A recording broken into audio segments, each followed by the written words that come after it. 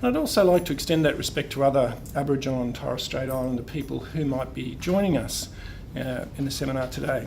This morning we have two presenters presenting for you today from a project that's happening in Metro South. And they are Natalie Davis. Natalie is the Smoking Cessation Project Officer for Community Addictions and Mental Health in Metro South. And Deepali Gupta. Deepali is a senior pharmacist and the Smoking Cessation Project lead. Thank you very much, Rod. Good morning, everyone here and on webinar. I would also like to acknowledge the traditional owners of the land that we're meeting on today and pay my respect to elders past, present and future. So I thought I'd start today with a quote that I saw on a whiteboard at Woolloongabba Community Health Centre where I'm based. And I really like this quote. I'll read it out. So it's small things working together create huge effects. And I think it's just really relevant when we are talking about trying to make a difference around smoking cessation with our consumer groups. And it might even make more sense at the end of the presentation. So today, basically the presentation, I'm going to start off with a few slides just talking more generally about smoking in Australia.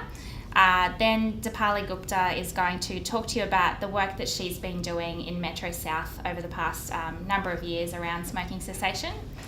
I'll then talk more about some recent body of work that's happening in Metro South Addiction and Mental Health Services, and then back to Deepali at the end to talk about some evidence-based smoking cessation strategies. So just for those who aren't familiar with the Metro South Hospital and Health Service, the HHS services the Brisbane South Side, Logan and Redlands and the eastern portion of the Scenic Rim, and it services about 25% of the Queensland population. And in that area we have 5 major hospitals and 14 community centres. So where are we today with smoking rates in Australia? As most people are well aware, we've made some really fantastic progress. About 25 years ago it was a quarter of the population that smoked cigarettes, and we're now down to around half that number, which is fantastic. Although what we can see is that from the 2013 to the 2016 National Drug Strategy Household Survey, there hasn't been a huge change in that figure. It wasn't very significant. So what we can see is that we've made all this really great progress, but the people who are left smoking, we might need to start thinking about some different types of strategies, how we can reach those people. Many of those people may belong to these groups.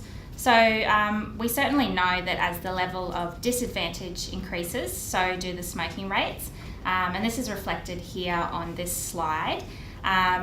So if we look at different groups, people experiencing alcohol and other drug misuse issues can be as high as in the 90%. So out in community, it's generally around 70%. I've had a HHS in Queensland contact me with a 98% smoking rate for their opiate replacement treatment program clients. So it's really, really high. We also see for people with mental illness, so across the board, the figure that we see is 32%. But if you drill down and look at more complex and serious conditions, such as schizophrenia, that figure can be higher at around 70%. In Metro South mental health, in the last few months, we've started to collect more data on this, and we're seeing a smoking rate of about 55%. Also, Aboriginal and Torres Strait Islander people, very high smoking rates. They have actually made some progress on this over the last 10 years, which is fantastic, but there's still lots more work to do in this area, and homeless people as well, another group that we see with very high smoking rates. So what we know is that people with alcohol and other drug and or mental health concerns, they are more likely to die from smoking related diseases such as cardiovascular disease, respiratory diseases, than the mental health concern or the drug concern that they might be being seen for. Just like smokers in the general population, they also want to quit, but they are probably going to need more support, more encouragement and more NRT to do that. We're less likely to offer them help, and this could be for a range of different reasons, from different beliefs from health professionals, not having training in smoking cessation, or perceiving that there's this lack of time to address it. But what we do know is that people really do benefit from these brief, ongoing, non-judgmental interventions by health professionals like many of you who are listening today. So we know that 1 in every 33 conversations will lead to a patient successfully quitting smoking. So it's really important that we keep on having those conversations. We also know that smoking cessation does not negatively impact substance use treatment outcomes. If anything, addressing smoking cessation with clients can actually enhance the outcomes of treatment. We know smoking cessation is associated with improvements in mental health. It's difficult to prove causation, but we certainly see reductions in things like depression, anxiety, stress, and improvements in mood and quality of life for people who have quit smoking in these follow-up studies compared to those who continued to smoke. And we also know that smoking cessation often leads to a reduction in the dose of medications required for certain mental health conditions such as clozapine and olanzapine. So that's another very good reason why we should address in this group, because less medication essentially can mean less side effects. And my last slide before I hand over to Deepali. So what is this smoking cessation clinical pathway tool? So it's not just another form. It is an evidence-based brief intervention tool. It was created by the statewide respiratory network, and it's since been implemented statewide in inpatient units, oral health, and it's now come to community mental health. And it's really designed to it's a tool to guide a conversation that a clinician would have with a consumer around smoking cessation. It is based on the 5 A's, and I'll run through those quickly. So it's based on asking the consumer if they've smoked in the last 30 days, and also asking if they would like to quit smoking. It then allows you to assess for nicotine addiction by asking 3 simple questions, and if the answer is yes to any of those questions, then it's likely that the consumer is nicotine dependent. It takes you through advising the consumer that the best thing they can do for their health is to quit smoking. So that's the most important part of the pathway. Then assisting, so if the consumer is interested in quitting smoking, assisting them as much as possible to remove the barriers for them to access things like NRT and support. And then arranging, so providing written information and arranging follow-up, so offering a referral to Quitline, GP, or another smoking cessation service. Thanks, Natalie, and hi everyone. I'm Deepali. I'm a pharmacist by trade, and with a bit of a passion for smoking cessation. So before I start, I often usually like to just bring your thoughts together and think about why smoking. Why do we need to talk about smoking? We have so many other acute problems that often when you are addressing with the client. So this story was quite touching when I first heard. It was from Dr. Ashley Webb.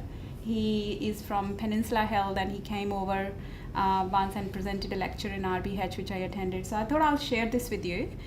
In 1910, when he was a surgical student, he was a pioneer thoracic surgeon, and in 1910, when he was a medical student, he was asked to see a biopsy of lung cancer, saying that you may never see it ever again. He saw his next case in 17 years. And within 6 months of that, he saw 17 more cases. So, and what we are looking at now is that one person dies from a smoking-related or tobacco-related disease every 6 seconds, which is 10 people every minute. And in 2017 only, we have over 12,000 cases of lung cancer diagnosed. So it is an epidemic, bringing us to then thinking quitting is kind of urgent. Every patient who is smoking, they're basically losing a part of their life from every cigarette they are smoking. So it becomes our duty of care as healthcare professionals to be able to address that every time we see these clients, these patients. A lot of the time when surveys have been conducted, we know that about 56% or half of us as healthcare professionals, we think that we don't have the ability to provide smoking cessation interventions. We think that discussions are unpleasant, or we think that we don't have the knowledge. However, similar studies have shown that training, if you have been provided complete training on how to do smoking cessation, it has a measurable effect on smoking abstinence and professional performance. So if you are one of those health professionals who think that you don't have the ability, or you think that you're not making an impactful discussion with the client, go out and do some training on smoking cessation. There is heaps of training available online. You can go to Cancer Council website. You can go to, there are a lot of online education that you can complete to improve your skills. Other important barrier that we see in healthcare professionals is often we think that we don't have time.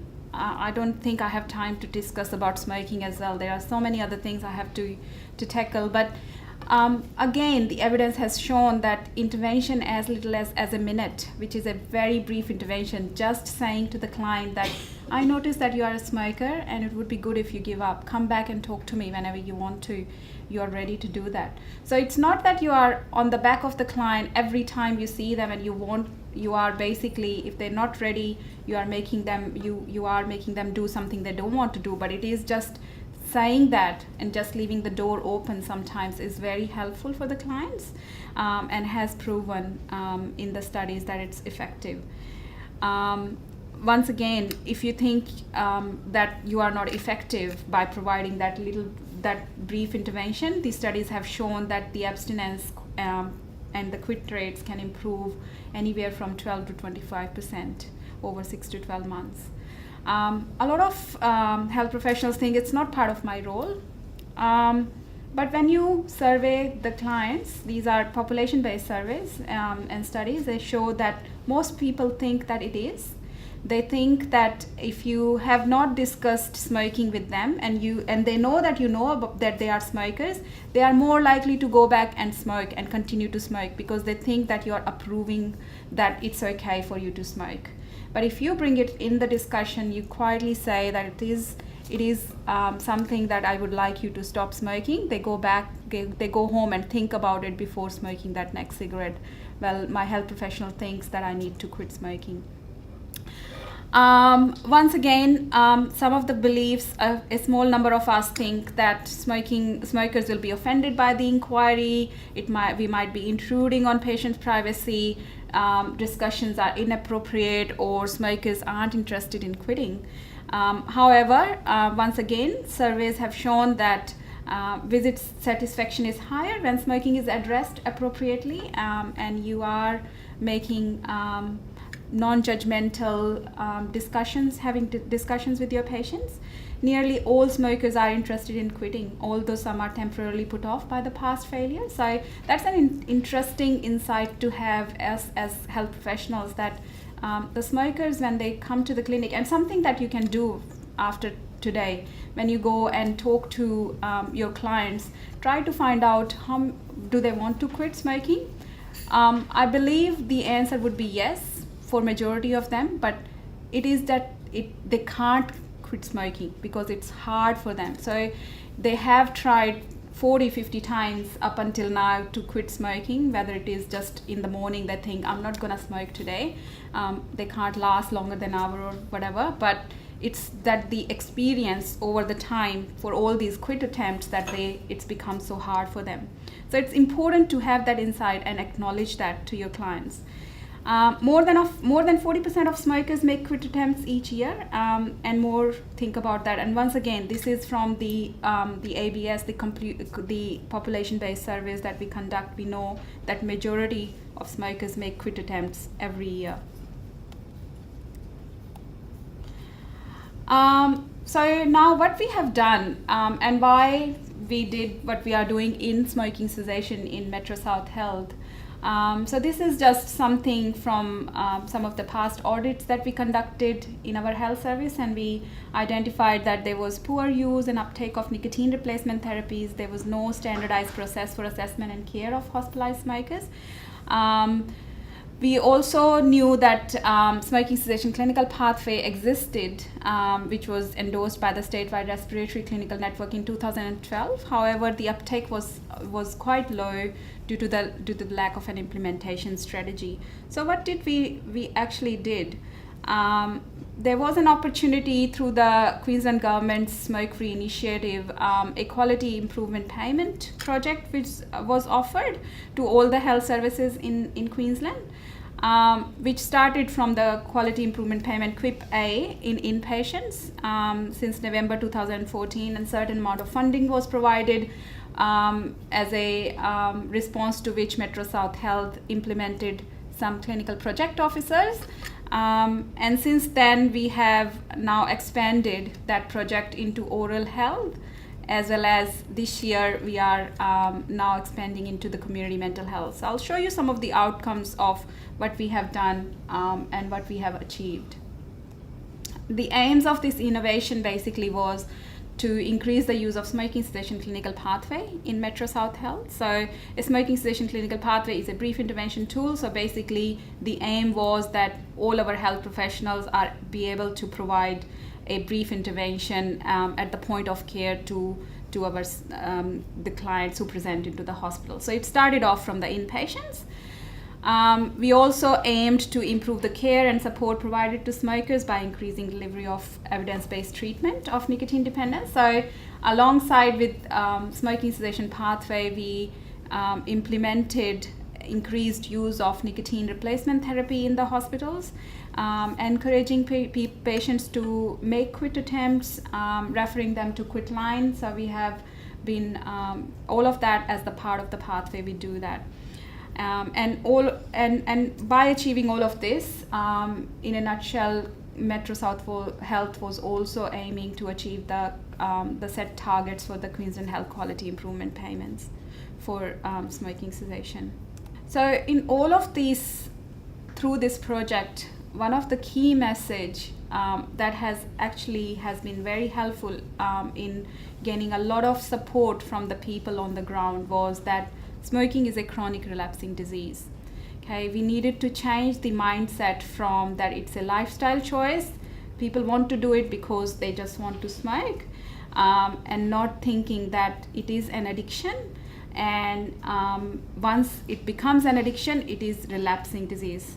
So we had the project officers who were employed and supported by the steering committee. That has been really helpful. I was one of the first ones who implemented this project, and now we have 5 members in our team. So 3 pharmacists, 1 physiotherapist, a health promotion officer, and a nurse. Promotion of the pathway and the pharmacist and nurse-led nicotine replacement therapy. So another key thing that has been very helpful in this implementation has been empowering our staff to be able to support the patients as they are talking through with them about smoking cessation. So if the patient is identified as nicotine dependent, they're going to withdraw in the hospital. We have empowered our staff in Metro South to be able to prescribe nicotine replacement therapy, whether it's nurse or the pharmacist. There is a small training that they have to do on an online module, after which they can be credentialed to prescribe nicotine replacement therapy in the inpatient charts in the hospital for the patient. We also then benefited from the Metro South media and communication strategy. So we utilized we have a project website, which is an internal website where staff can go to. There are a number of resources on there. We also go through a communication strategy where every month there is some sort of a message that goes out through the newsletters to our staff. So depending upon which phase we are at, when we were in our initial implementation phase, we needed a lot of messages about the nicotine replacement therapy prescribing. We needed to make that available, where to find the pathways. Now we are at that stage, advanced stage, where we can just send some tips, just a small tip in the newsletter. And so if you are driving smoking cessation in your area, something you can do to get other staff, other colleagues on board. We also have embraced the technology. So during all this time, Princess Alexandra Hospital, which is one of the biggest hospitals in Metro South, was going fully digital. So we have integrated the smoking cessation clinical pathway electronically into the electronic medical record. And Natalie will probably talk about it, but we have also integrated it into CIMA now for the addiction services as an electronic form to be completed. And like I spoke before, we have got a education strategy where we have done in-services, walk-in in-services. We've got a phone number where all our staff can call at any time, smoking-related queries. We have got an e-module on smoking cessation clinical pathway and how to complete that as well. We also provided support to clinical areas where smokers are highly prevalent. So through all of this time, we have provided extra support to mental health, to the maternity wards, and to the Aboriginal and Torres Strait Islander patients, and oral health where smoking is highly prevalent in those areas. And have provided support to the other health services as well, as they started to embark on this journey of smoking cessation clinical pathway. So just some of the many things that we did. We prepared the policies and procedures. We've got an e-learning module. The completion rate is pretty high at the moment, so it's almost about 2,500 staff members who have completed that. And we are going to move it into include the community mental health module in there as well. We have run some proportions, like rewarding the best ward who is performing the most smoking cessation interventions. We've empowered our patients by providing them developing educations and resources that weren't existing before, or the type of education we were providing wasn't matching because the resources might be outdated. And some of these resources have also been accepted by Quitline to provide to their client as well. So the outcome, so what did we do on smoking cessation pathway? You can see that in 2014, November 2014, when we started, the smoking cessation pathway completion, or the brief intervention providing rate in Metro South, was somewhere around 11%, 14%, and we are now about 80%. So 80% of all inpatients in Metro South Health hospitals now receive a brief intervention by their health professional, whether it is the nurse of the ward, or the pharmacist, or the doctor, or the allied health professionals who's looking after them. And those patients who want to be connected to Quitline, they get referred to Quitline as well. So over 33,000 recorded interventions since January 2015. Some more patient care outcomes. We have seen a multidisciplinary involvement, like I was saying, that from our audits, we know that my medical officer, nurse, pharmacist, and some other streams of allied health, they are all involved in completing smoking cessation pathway. However, it is majority being completed by the nurses and the pharmacists.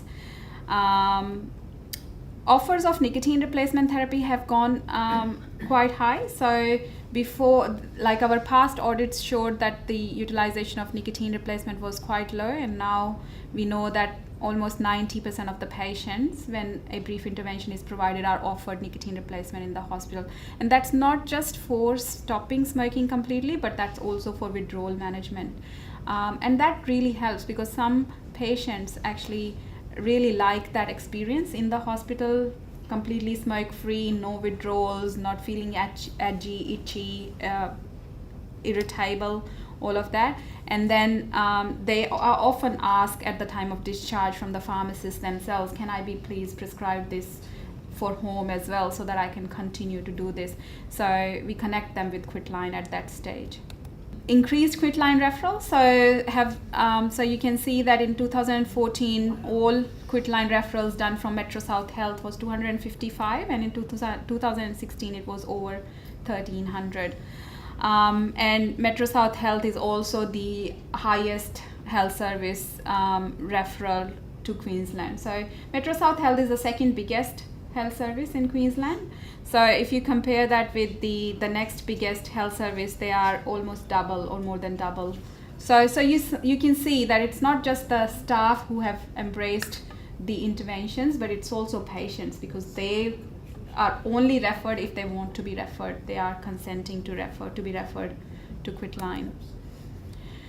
So the lessons learned and the success factors in all through these intervention in this program has been the project officers were not employed from somewhere externally. They were all known to the local team. So they were pharmacists from within the team, the nurses, the health promotion officer, who we already knew.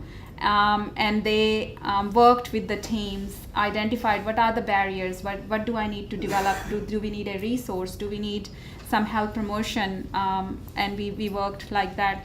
And we had an excellent executive endorsement in Metro South. So this project is highly supported at the executive level, and is discussed in really high steering committees and executive committees as well. Our performance is reviewed monthly.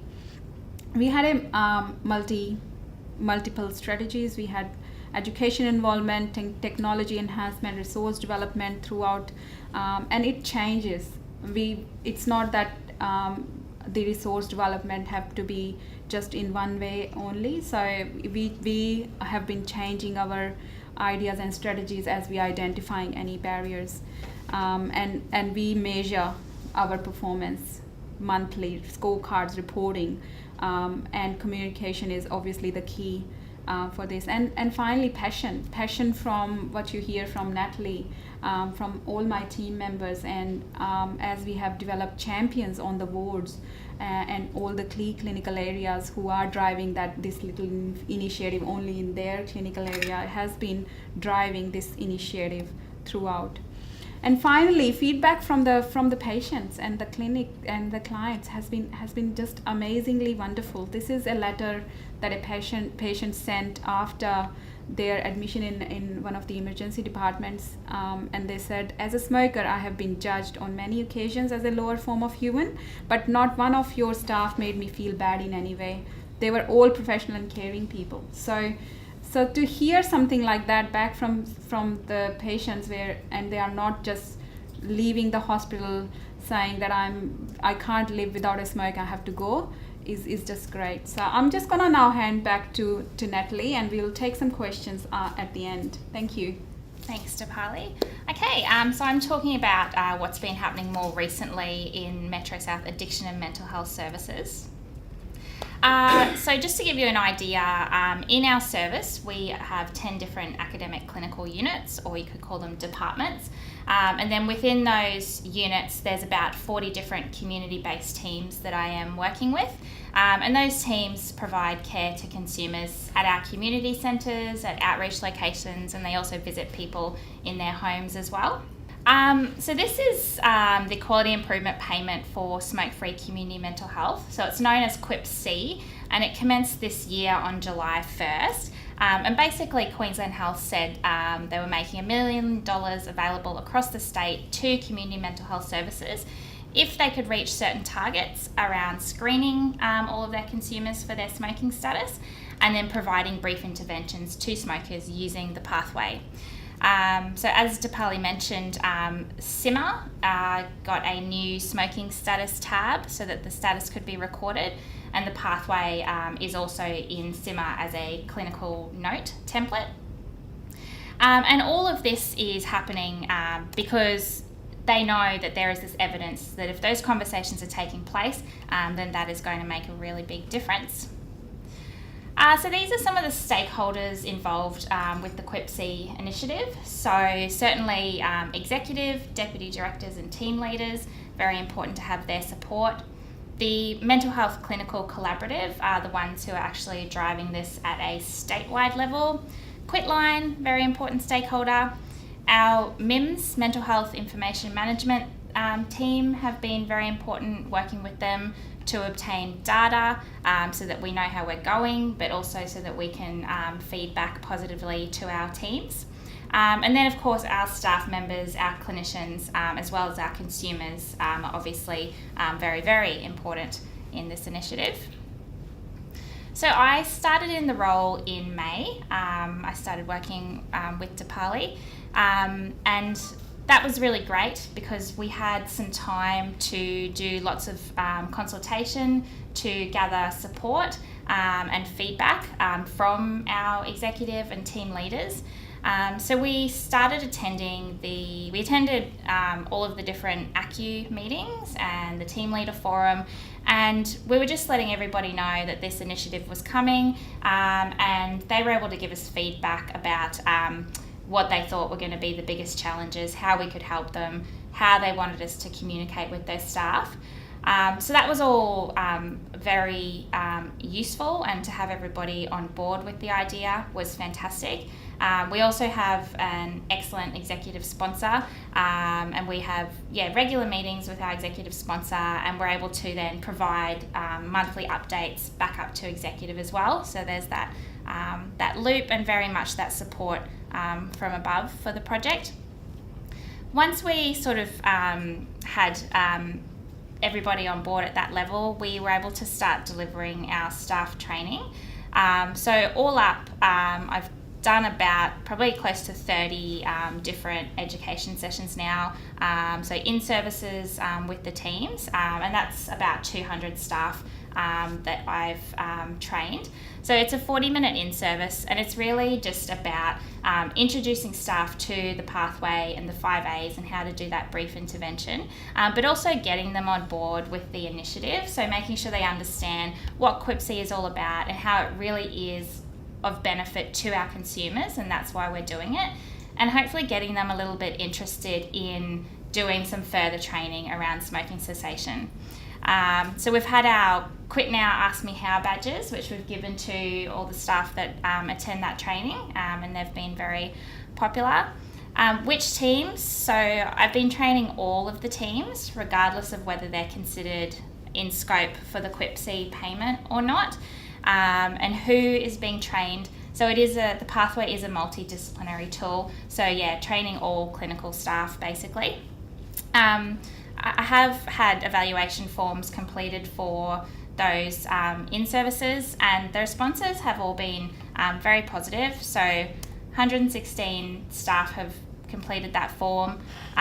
You can see here the training's been taking place at lots of different sites across Metro South, and it's really positive to see the responses. So for the statement, brief smoking intervention is relevant to my role. So 95% of staff are either agreeing or strongly agreeing. So once staff understand the benefit to the consumer for this initiative, they really are on board with it, and there hasn't been a whole lot of resistance. And they're also feeling confident to ask consumers about smoking and feeling confident to complete the pathway. From that, what we've been doing is building a network of smoking cessation champions out in the community. So at the moment we have about 35 team champions, and they've been recruited through those in-services. So coming to the end, and there's a slide saying, all right, it's champion nomination time. We also had a flyer that we promoted, and we did some promotion in newsletters and things, requesting people who are interested in being champions. And we have some blue support crew shirts that all of our champions receive, which is, everybody loves a free shirt. But it's been really fantastic. I don't feel like many of our champions have sort of been forced or voluntold to do it. They're all pretty keen. So what we wanted to do is make sure that our champions sort of felt like they were a part of something and they were connected. So we're holding bi-monthly meetings. We hold those across different sites. People can come in person or they can video conference in. And that's just an opportunity for everyone to share updates, maybe a challenging case, and just, keep in touch with how things are going. In between, I'll send out email updates and any training opportunities that are coming up. I'm promoting those heavily, really encouraging staff to get along to those. But also then our champions' role is to then promote those opportunities to their team as well. Through all that consulting and the in-services, we've developed a number of resources based on the feedback that we were receiving. So the first sort of feedback that we had coming through was that people were looking at the pathway and they felt that it seemed a little bit inpatient focused and maybe that it was a bit overwhelming. So we've developed this sort of simplified checklist that some of our clinicians prefer to use.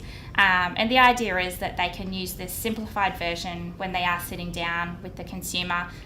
They can use that to write on, and then after the fact they can enter it into the correct pathway template on Simmer.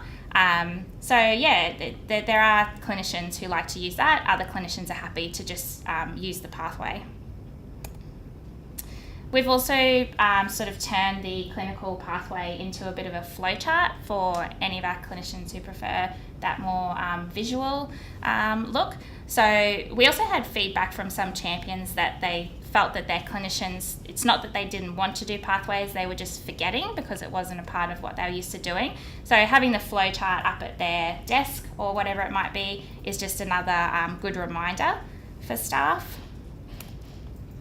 And then simple things, we had feedback, we were trying to just make this as easy as possible for staff. So just having a GP letter up on QEPS ready to go just makes that process easier when staff are referring to the GP for NRT and things like that. A couple of consumer resources that we've developed. So the first one is a poster that we've got up in all of our waiting rooms and a lot of our clinical consulting rooms. And so it's there to raise awareness and create that expectation with the consumer that our staff will ask them about their smoking. And then it's also a reminder to staff to ask the question as well. And then the feedback, so we've got, everyone knows the Quit Because You Can booklet, which is great. It's very comprehensive. Staff felt that maybe it could be a little bit too much information at time, so we've developed a simplified, evidence-based sort of 2-page fact sheet that they can give to consumers instead. Another thing that's been working really well is being able to provide this feedback to teams. So we didn't want the project to be overly data driven, but we did see a lot of value in having data really early on so that we could feedback to teams in a positive way, let them know how they were going, recognise teams that were doing really well, recognise clinicians that were doing lots of pathways. When I presented at the team leader forum, the team leader said yes, they like data, but they like it to be in pretty graphs and colours and things. So basically, green is good, red is not so good, and those reports, I'll do those and send those to the champion, CC, and the team leader, and then they'll, it's up to them, but they usually share it at their team meeting, or at the very least send it to all of their clinicians in their team. So I think that's helpful. And then a copy of the reports also goes up to their director as well, so everybody sort of knows how things are going. Speaking of data, we just in time for this presentation have been able to get some good data through from our MIMS team just to let us know how we are going at this early stage. But basically the targets that have been set for this first 6 months until end of December, they wanted us to have at least 30% of consumers with a smoking status reported in Simmer. And it looks like we've reached about 54%, so we're really happy to see that. And then 30% of identified smokers to have a pathway completed on Simmer, and it looks like we've at the moment just exceeded that. So we're really happy to see that. all up, there's been, since it started July 1st, there's roughly just over 400 pathways that staff have completed. So 400 brief interventions which I dare say wouldn't have been taking place otherwise. Training opportunities. So as I mentioned, I've been making sure those are promoted and really encouraging staff to attend those. But we're also providing, making sure that training is available. So Metro North and Metro South are running half-day smoking cessation workshops, and their dates have been set for 2018, and they're on the screen there. And yes, anyone from any HHS can come along to those. There's also video conference available. So yeah, all of the dates are there, and would encourage people to share that. They'll be marketed and promoted ahead of time. But yeah, the last one that we ran in Metro South was great. We had, I think, 60 staff in the room, another 60 staff webinar, video conferencing in. And it's a great half-day session for staff to really build their skill and knowledge around things like motivational interviewing, NRT, and all those kinds of things. We're also very excited that Professor Renee Batoon is coming in December to Brisbane, and a few of the HHSs are sending some staff to her 3-day nicotine addiction and smoking cessation course. So we'll have about 6 of our Metro South addiction and mental health staff attending that training, which is fantastic. It was our champions that we gave that opportunity to. I did also want to talk about Metro South Addiction Services. So addictions and mental health are under the same banner in Metro South, and our addiction services have for a number of years now been very proactive in addressing nicotine addiction. So we've got really great medical officers who prescribe quit smoking pharmacotherapy. We have a senior pharmacist who's trained in smoking cessation and very passionate about it. All of our addictions clinics have smokealizers or carbon monoxide monitors available, and they are used clinically. We also have a very proactive preventative team, so our health promotion officers. So they're very active in the community all year round, especially for World No Tobacco Day for that week. And they're out in the community talking to people about quitting smoking. They've also developed some really great resources, which I'll show on the screen. You can search QEPs for those. If you search Quit Smoking Assistance, they have all of their resources up on QEPs. One of the resources is the 2017 snapshot of approved quit smoking products. So they update this one yearly, and it's a good source of information for how much the quit smoking products cost, how they work, how to use them. And that's good for clinicians, but also for consumers when they are deciding which product might be useful for them. And they've got things like smokealizer reports that can be completed when you're doing CO monitoring with the consumer, and you can actually use that to keep a record of their result and motivate them around quitting. So I encourage everybody to have a look at those resources. And the other exciting thing is, so when I started in the role, when I found out and Addictions found out that they weren't actually included in the Quality Improvement Payment C simply because they don't use SIMA, they use CHIMS, they were actually really sad about that. They wanted to be a part of it, which is great, to have them wanting to be a part of this. So they've actually been working with CHIMS, and CHIMS have now added in... what's CHIMS? Sorry. So CHIMS is the program that ATODs and addiction services use to... You also use ATODs IS? Sorry? You don't use ATODs IS? They do use ATODs IS as well. Yeah, both. Just for the national minimum data set. Oh, okay. So CHIMS is the rest. It is the rest. Okay, yeah, cool. Yes, so basically, yeah, and this, I don't think this has been promoted yet to all of the ATODs around Queensland, but they said I could tell everyone. So there is now a smoking status function in CHIMS, which mirrors pretty much how it looks in SIMA. So has the consumer smoked in the last 30 days, yes or no? And reports can be run on that so that they can see, which consumers have smoking status and how many are smokers, how many are not. So they really they would really love to be a part of the QIPC. That's certainly the first step, because if you're not screening all your consumers in a consistent way, then you can't possibly start to address smoking cessation. There is a quick reference guide available on that, so you can email CHIMS and they can send that out.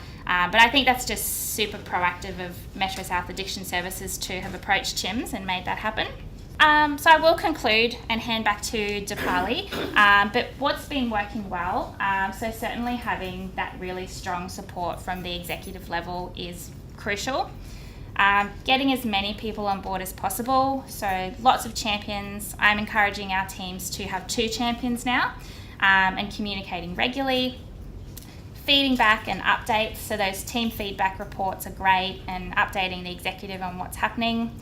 Sharing the information, encouraging people to attend these training opportunities, finding ways to reward our champions, whether it's training forums. I forgot to mention, in December, instead of our bi-monthly meeting, we're going to organise a bit of a trip to Quitline, which is near Garden City in Brisbane, so that our champions can get to understand the Quitline service and what they do and how it all operates. Listening and responding, so developing resources that can make it easier for clinicians to do this.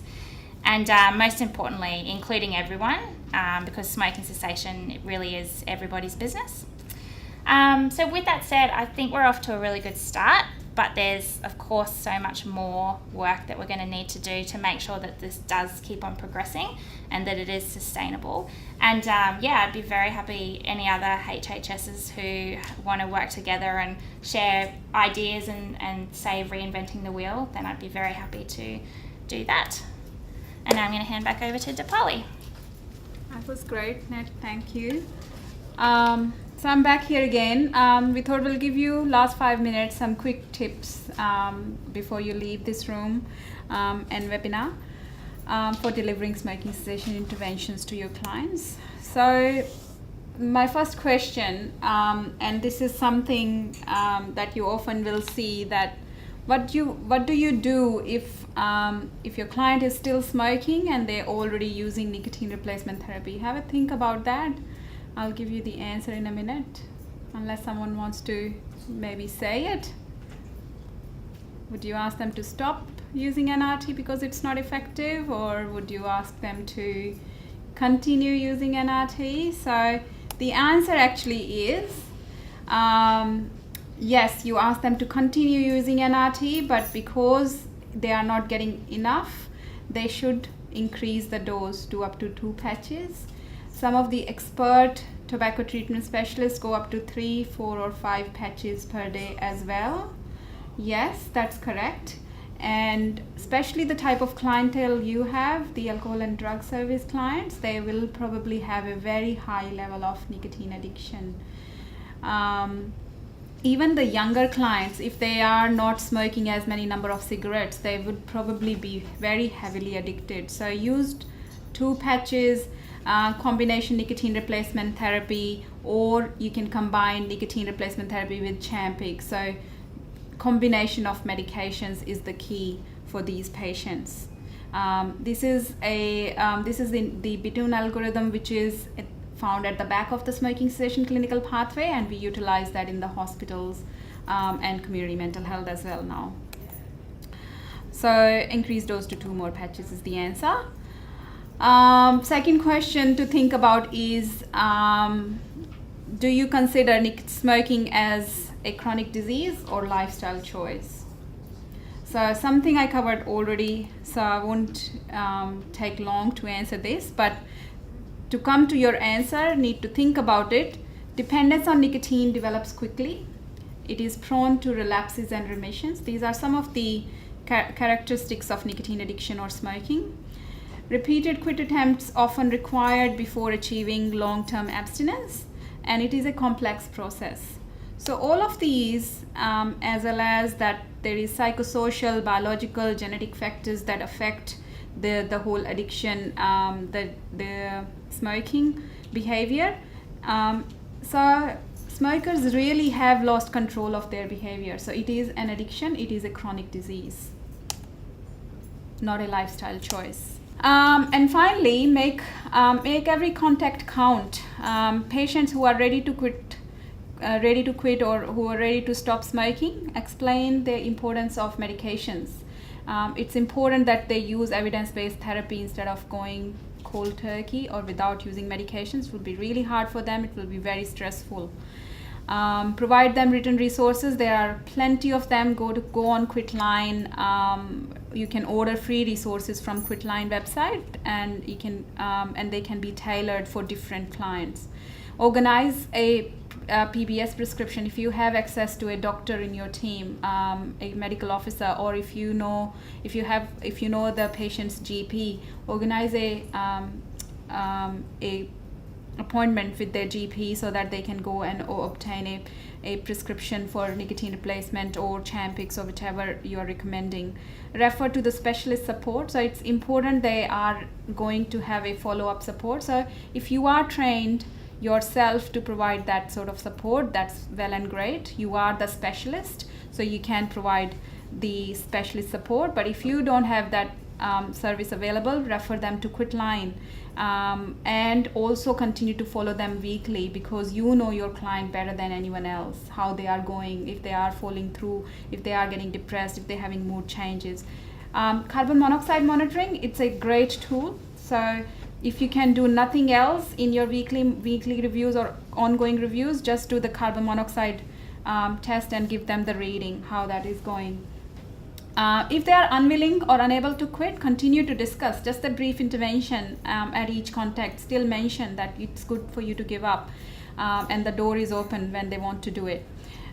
Discuss relative safety of nicotine, which is harm reduction, which is even if they are smoking, but smoking 2 cigarettes, but they're using patches a day, it is harm reduction for them. So continue to use nicotine replacement as long as they can. Carbon monoxide monitoring can be very motivating for these patients who don't want to quit initially.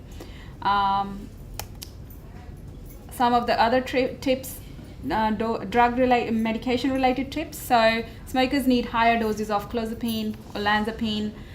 If they are trying to become smoke free, monitor these particular medication side effects, because that could be the reason they might relapse, because they may not succeed. If they are heavy caffeine and alcohol drinkers, they need to halve that, otherwise they will be caffeine toxic and alcohol high when they are trying to become smoke free.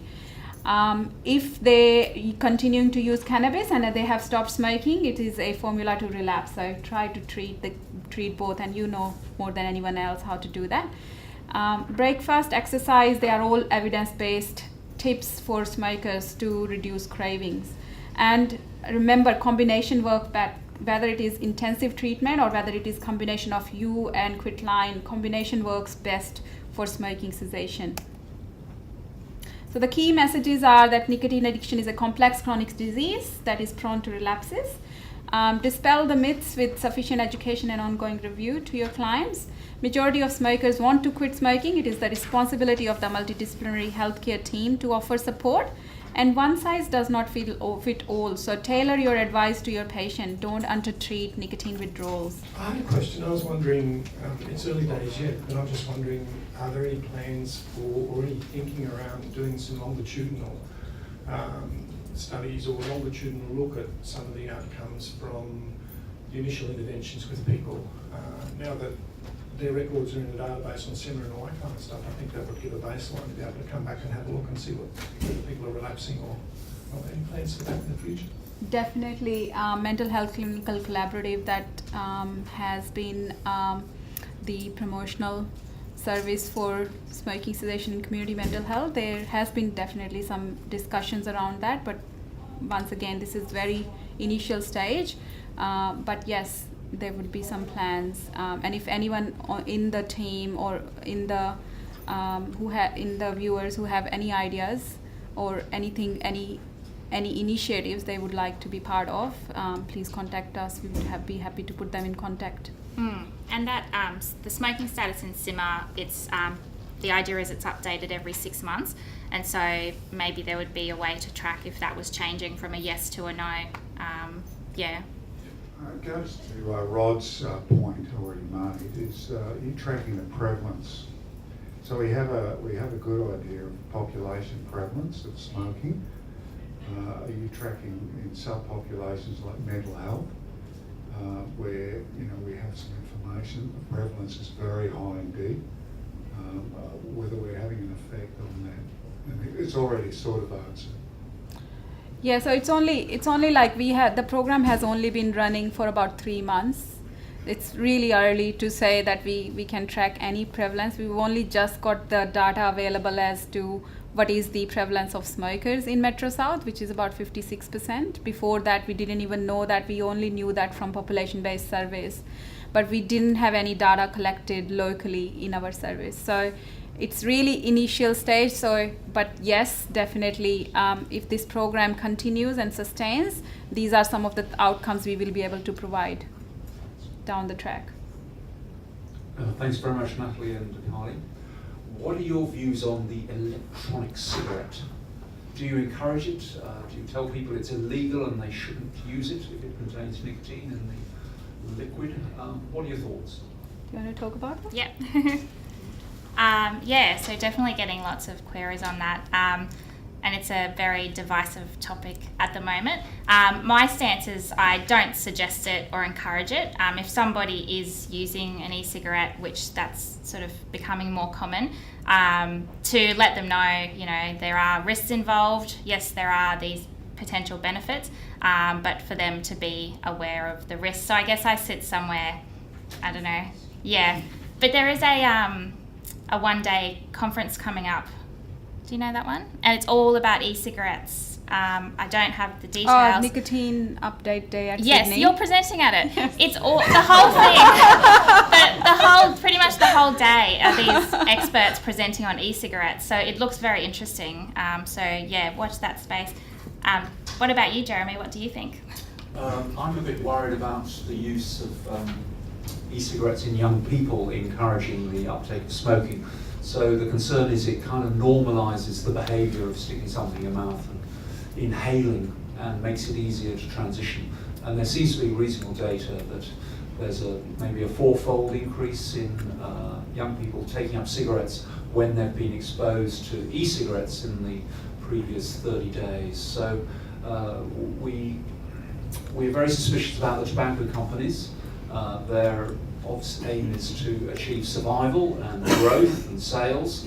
So when they start embracing e-cigarettes, and the advertising that you can find in Europe really duplicates what used to be seen for cigarettes being advertised, although now they're e-cigarettes. So all in all, I'm a little bit concerned and sceptical, and I think Simon Chapman has the right answer here. He's very sceptical about them compared with other experts, so I'm sitting in his camp really. Yeah, well, I completely agree with you, and I actually am in the similar group as well. So just to give the audience an idea of why we are worried about electronic cigarettes if they are also providing nicotine and just replacing nicotine, is that the way electronic cigarettes deliver nicotine, it mimics a cigarette behavior. So it is not really transitioning and taking them out of that addiction cycle. We actually are feeding into that addiction cycle, and some of these electronic cigarettes are so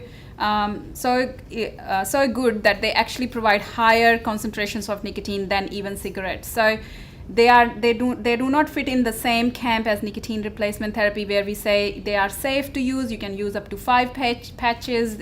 It provides really low level of nicotine. We cannot say that for electronic cigarettes. So they're definitely not a complete nicotine replacement. But yeah, jury is still out in terms of how safe they are for long-term use. Sorry, and we should also say though on the other side that in the UK in particular, where they're widely promoted and sold, there does seem to have been an associated drop in prevalence of smoking in the last 3 to 5 years, which hadn't really been happening. So I think, as you say, we've got to wait for more evidence to accumulate, and it's maybe going to be about balancing harms and risks. I think we do need to protect young people though, because that's the smoker for the future. Every 6 seconds someone's dying, so the companies need to recruit another smoker to replace them, don't they? And if they're doing that through e-cigarettes, that's a dreadful, dastardly, cunning plot which we need to disrupt. Absolutely. Thanks, Jeremy. Thanks, Jeremy. We have a question online. Somebody's just wondering how, you had a slide up earlier on for a 3-day workshop that's coming up. I think it was Renee Batoon. Yeah. And they're asking how they might access that workshop, I guess. So the 3-day workshop that Natalie mentioned in her slide, that's only for the hospital and health services, and it's an initiative from the Mental Health Clinical Collaborative.